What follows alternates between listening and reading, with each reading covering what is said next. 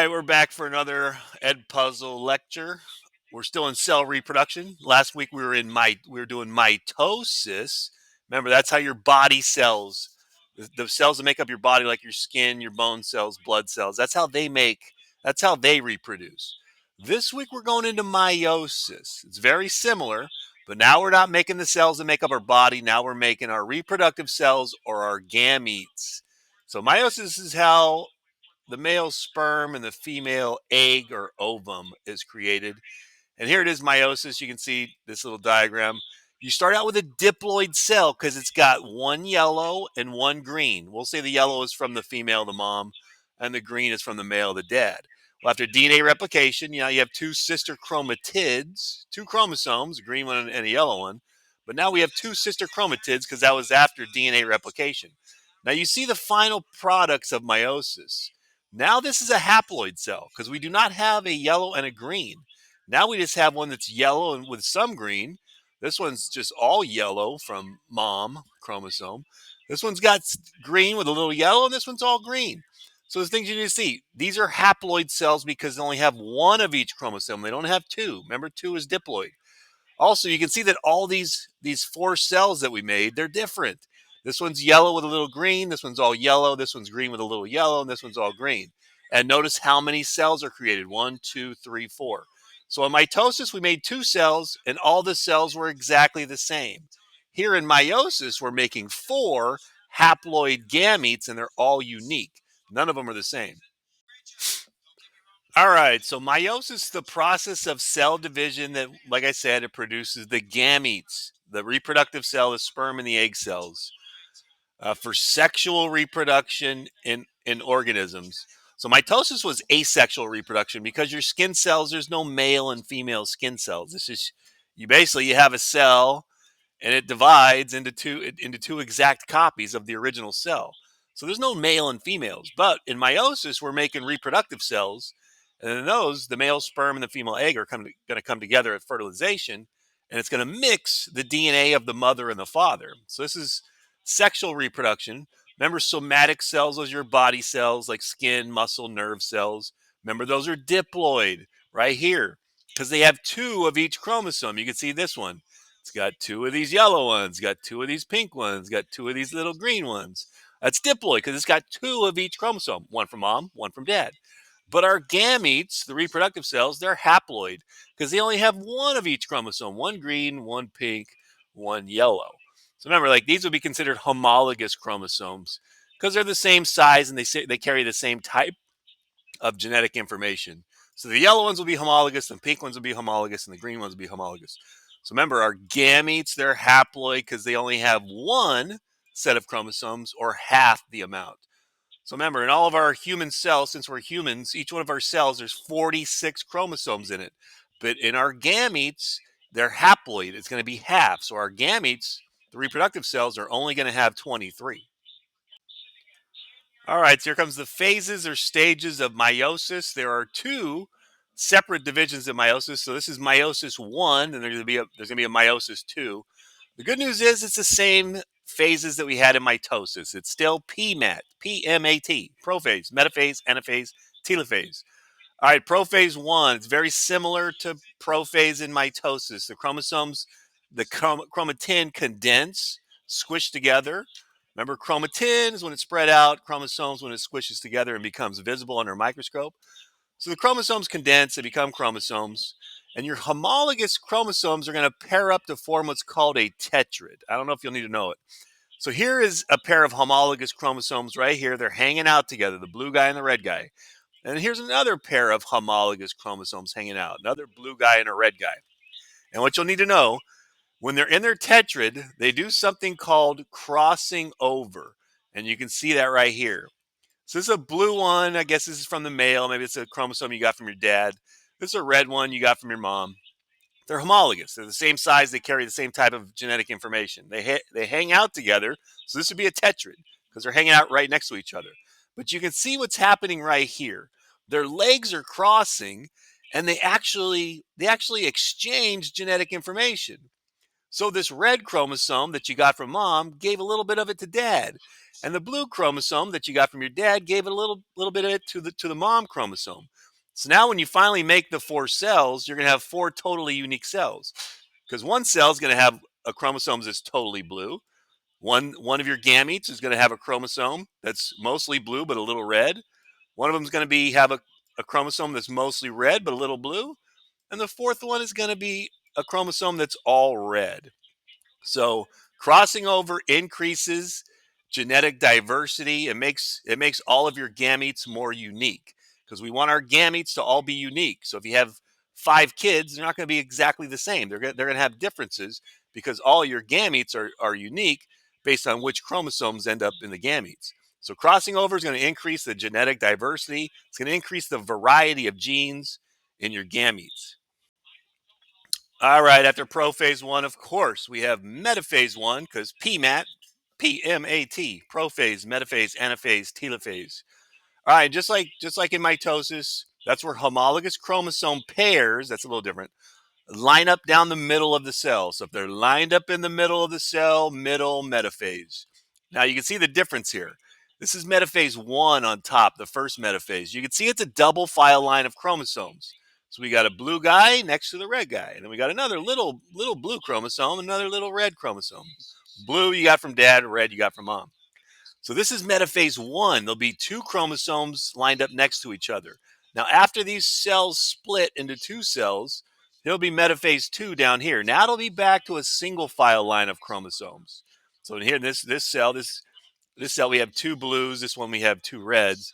And eventually, these sister chromatids are going to separate from each other in anaphase, and then you'll end up with two haploid gametes. So once again, remember, look, see, we got 1, 2, 3, 4. We start with 4 chromosomes. That's diploid. But look at the gametes. There's only 2. 1, 2. That's haploid because haploid has half.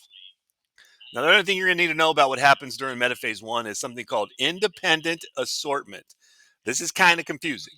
This is another thing, as well as crossing over, which we saw on the previous slide. The homologous chromosomes exchange genetic information, which makes new combination of genes, new combinations of DNA.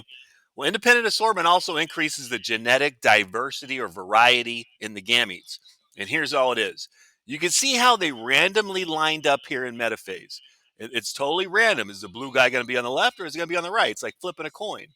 So in this case, we had 2 blue on the left, 2 red on the right. But that doesn't have to be the case. You can look over here, possibility 2. Now this is only with 4 chromosomes. With humans, there's 46 chromosomes. All of them lined up. Are they all going to be blue guys on the left and red chromosomes on the right? But it's a mixture. You never know how they're going to line up. So you can see over here, it's different. There's a blue on the left, red on the right. And then the other smaller homologous chromosomes, we got a red on the left and blue on the right. And that's going to lead to different combination of alleles. So you can see over here, we got 2 gametes that have totally just chromosomes, 2 chromosomes from the male, and here we have two gametes that have chromosomes from the female. But over here, since they lined up differently, it's independent how they assort. It's independent how they line up. Now all the gametes have 1 chromosome from the male and 1 chromosome from the female, and so they're not totally the same because this one's got a big blue chromosome, little red, big blue, little red. But then these over here have big red, little blue, big red, little blue. So all independent assortment is how do the chromosomes line up during metaphase? It's totally random how they're going to line up. It could be the one from dad that you got from dad on the left, the one from mom on the right, or it could be the opposite. It's totally random how they line up. That's independent assortment, and it increases genetic diversity in the gametes. All right, so the rest of these phases, not a whole lot happens. It's basically very close to what happens in mitosis. So we had crossing over that occurs in prophase 1 increases the variety of genes in the gametes. Also, independent assortment that occurs during metaphase 1. Now, the rest of these are just pretty much the same. Anaphase 1. Remember, anaphase, they're moving away from each other. But what you need to know, so look, in anaphase 1 here, you can see that the sister chromatids are still attached. So you can see there's 2 sister chromatids attached here. Same with up here. So the sister chromatids, so the chromosomes are still double-sided. So it's kind of like this. I'll do like here's a chromosome from mom, And here's a chromosome from dad. They line up right next to each other in metaphase one. So when during anaphase one, this whole red chromosome, both sister chromatids are going to stay together. So this whole X is going to move that way, and this whole X is going to move this way. Now in anaphase two, it's going to be different. It's going to be a single file line because remember, in metaphase one, there's a double file line, 1, 2. But in metaphase two, it's going to be a single file line. So that's when the sister chromatids are going to be separated from each other. And then telophase one, we get, the DNA is going to go back into chromatin. You're not going to need to know telophase one really. New nuclear membrane is going to form, and then look, cytokinesis. One cell is going to divide into two cells, but we still got it. We need two more to make because we make four cells in meiosis.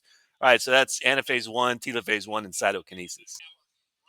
All right, we're done with meiosis one, where one cell, now we have one cell turned into two cells, but now we still got to divide these two guys. These two guys are going to divide themselves, and one cell is eventually going to turn into four cells. All right, so prophase two, I'm going to be straight hip hop with you. Nothing happens. The chromosomes condense, they become visible, the nuclear membrane disappears, just like any prophase. Metaphase two. So this is where, just like any metaphase, they're lined up in the middle of the cell, but unlike metaphase one, now we have a single line of chromosomes. So there's not like another homologous chromosome over here lined up right next to it. So that would be like in metaphase two. So or metaphase one. So let me go ahead and this is what metaphase one would look like. There would be two homologous chromosomes lined up next to each other. But that's not how it is. So that's metaphase one, there'd be two. But in metaphase two, it's a single file line of chromosomes. So you're just going to have to be able to recognize it. Then here's anaphase two. Now you can see, over here I got anaphase one. You can see that the sister chromatids are still attached because it's a double-stranded chromosome right here. Also over here, and over here. But here, as they're moving away from each other, because in anaphase, we're always moving away from each other. But now the sister chromatids have been separated. So now it's single-stranded chromosomes. Because remember, when they're stuck together, they're chromatids. But once they get separated from each other, now they're single-stranded chromosomes. So that's basically it. Metaphase, they line up in the middle. So metaphase two, it's going to be a single file line of chromosomes. Where in metaphase one, it's a double file line of chromosomes. And in anaphase one, the sister chromatids stay attached. And in anaphase two, the sister chromatids are separated from each other. And eventually we're going to make four cells. So half of the chromosomes they're going to both sides of the cell, and then that cell is going to split in half, and we're going to end up with four gametes. All right, I don't know why I even had this slide, but just so you know, there is a telophase two, so you can see cytokinesis happening here. Telophase two, the chromosomes, remember they're condensed, it's going to relax back into chromatin, and a new nuclear membrane is going to form a nucleus here, and you can see we're going to end up making 1, 2, 3, 4 cells, because the one up top, it's going to split into two, and the one at the bottom, it's going to split into two. All right, so that's the final product. We're going to make 4 haploid gametes. Remember, haploid means it has only one of each chromosome, not two. All right, so a couple more slides and we're done. All right, just a little meiosis overview, very simple. All right, so we start with a diploid cell over here because look, we got 2 big chromosomes, a big blue one, a big red one, big blue one from dad, big red one from mom. And then we have this smaller blue one and a smaller red one. So this red and this blue are homologous. They're the same size. They have the same type of genetic information. And then this smaller red and this smaller blue, they're homologous. Now you can see over here, crossing over did occur because look at this chromosome right here. It got a little bit of red DNA from its homologous partner here. Same thing over here with this big one right here, this big red one. It got a little bit of blue DNA from its homologous partner. So we started out with a diploid cell because we have two big ones and we got 2 little ones. So we got 2 of each chromosomes. Now by time we get done, we're going to have 4 cells, 1, 2, 3, 4. But notice, now there's only one of each chromosome. There's one big one and one little one. One big one, one little one. One big one, one little one. So we don't have 2 of each. So these right here are haploid because they have half. Look, we started with 4, now we have 2. And also notice the crossing over. Since crossing over occurred, none of these gametes are the same. They're all different. That's what I mean about increasing genetic diversity. Diversity just means there's more variety, there's more differences because all these are different. All blue, mostly red, little blue, mostly blue, little red. They're all different. So the crossing over that occurred during prophase one increased the genetic diversity of these gametes, so it made them all different. All right, now comparing mitosis versus meiosis, how are they similar? How are they different? A lot of times this turns into a written question on our exam. Written questions are good because they're worth a lot of points, but they're also bad because they're hard to guess. You can't just put C. A lot of times you'll put IDK, and that usually doesn't give you many points. All right, so write this in your notes. Difference number one, mitosis. There's only one round of division. You can see it here. One cell divides into two. There's one division. Where in meiosis, there's two rounds. So one cell becomes two, but then those two divide again to become four. So there's two separate divisions of meiosis, only one in mitosis. Number of cells made. Mitosis makes one, two. One cell becomes two. Where in meiosis, one cell becomes two, and then those two divide again. So and eventually as one becomes four. Types of cells produced. Mitosis produces somatic cells, your body cells. That's how we make new body cells, through mitosis. Because mitosis is like a copy machine. You can see here. Starts with a diploid, ends with two diploid cells with 46 chromosomes. These two cells are exactly the same as the original because we want all of our skin cells to be exactly the same. We don't want a variety of different skin cells. And also remember, meiosis produces the gametes, so not your somatic cells, but meiosis creates your gametes, the reproductive cell, the male sperm, the female egg or ovum. And last one, the chromosome number. Mitosis creates diploid cells, just like the original. So you start with a diploid in mitosis, and you end with two diploid cells, 46 chromosomes, all the chromosomes, two of each, one from mom, one from dad. Where meiosis results in haploid gametes. So you can see here, start with a diploid chromosome with two of each chromosome, one from mom, one from dad. And there's 46 in human cells. But then when we get to the end of meiosis, when we make our four gametes, we've cut that number in half to 23. Now there's only one of each chromosome, and remember, that's called being haploid. All right, I hope you enjoyed it. It's gonna be quiz time now. So hopefully you took some notes, and I'll talk to you next time.